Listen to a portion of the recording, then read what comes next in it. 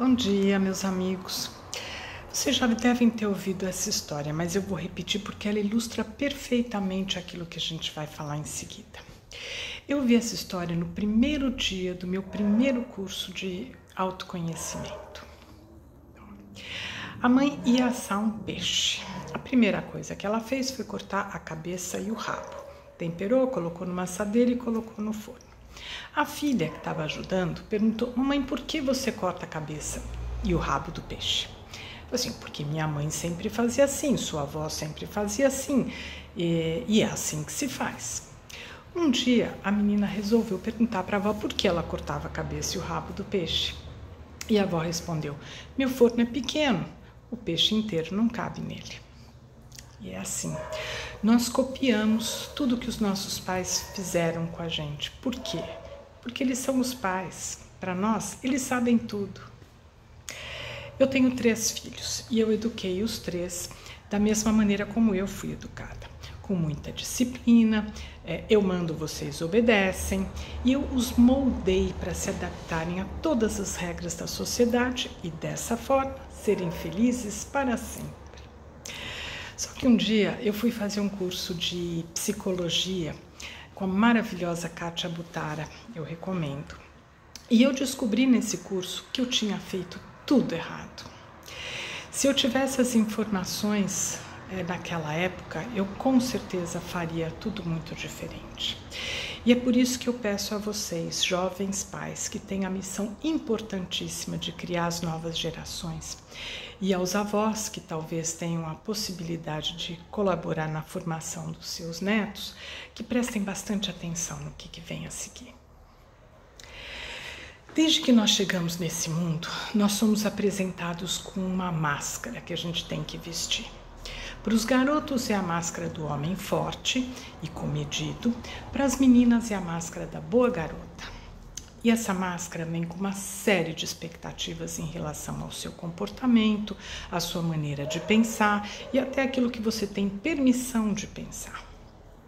As consequências vêm quando você resolve tirar essa máscara e dizer o que você realmente pensa. E aí vem a pressão para você recolocar imediatamente a máscara. A intenção dos pais é boa, é de proteger a criança, fazendo com que ela seja aceita na sociedade. Só que isso não é explicado para a criança.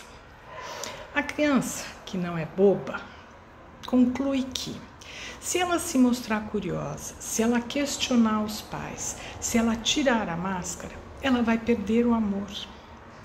Então, a criança pensa: se eu tirar a máscara, eu não serei merecedora de amor, eu não serei uma boa pessoa. Isso significa que eu não posso esperar ser amada por ninguém. Aliás, nem eu deveria amar a mim mesma. No mundo inteiro, tudo que os filhos querem dos seus pais é afeto, atenção e reconhecimento. Se a criança não recebe isso, ela se pergunta: por quê? Por que eu estou sendo tão criticada pelos meus pais? Por que eu não consigo cumprir as expectativas dos meus pais? Se a criança é duramente criticada, ela vai acreditar que ela não é suficientemente boa. Se ela não tiver atenção e for ignorada, ela vai concluir que ela não é merecedora de amor. Ela vai concluir que ela não é importante.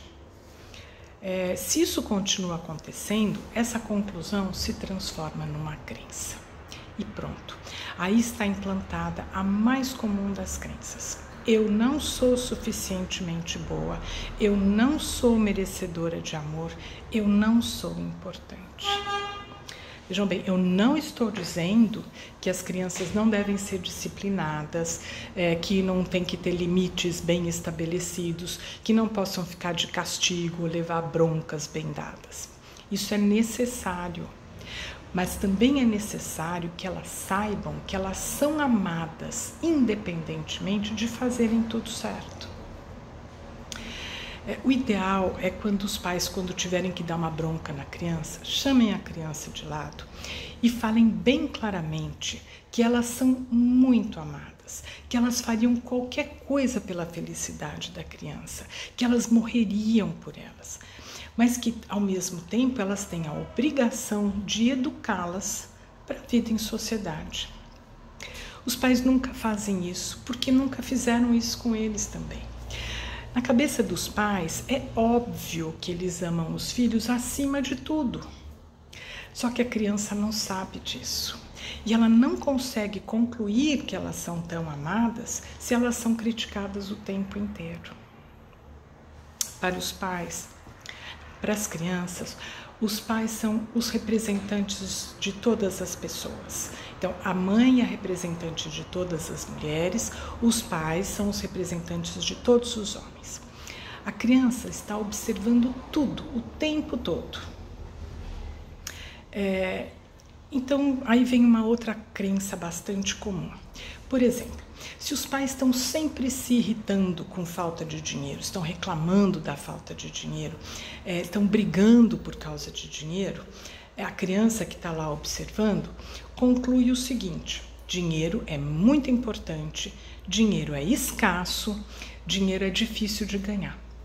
Em algum momento a criança começa a acreditar realmente nisso. E como nós já vimos antes, se a gente tiver esse pensamento, a gente vai acabar criando essa realidade. A crença é uma afirmação sobre a realidade, que você acredita que seja verdade. É só uma crença.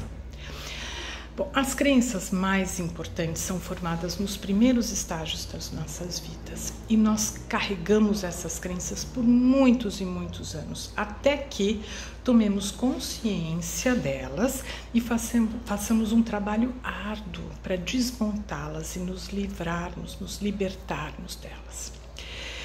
Melhor seria, então, nós trabalharmos para que essas crenças tão comuns não sejam criadas nos nossos filhos e netos.